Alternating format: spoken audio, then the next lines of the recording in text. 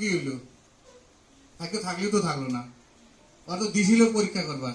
তার মানে মানুষের জীবনে অপরচুনিটি সব সময় আসে না। অপরচুনিটি যেটা সুবিধা, সুবর্ণ সন্ধি সব সময় আসে না। যখন আসে কামড়টা নেওয়া লাগে, যখন পাওয়া যায় লগে লগে ধরা লাগে। সাপোর্ট ইন্ডিয়াতে আমরা কি দিছি? কেউ কিছুদিন এই ভাবতে গেলে লাখ লাখ টাকার বিজনেস মার্কেটে খাড়া আছে, 10 লাখ 20 লাখ কোটি টাকার বিজনেস খাড়া হচ্ছে। হুজুর আপনি কি বলা পারবেন কোন একটা বিজনেস 100% চলছে? কারণ আমিও বিজনেস করছি তো।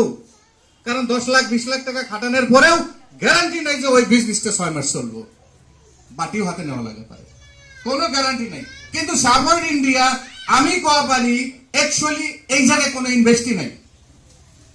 বিনা ইনভেস্টে আমি কাজই করি নাই। আমার গ্রেড আপলাইন নোলাম স্যারে আমাকে বহুত দিন বুঝাইছে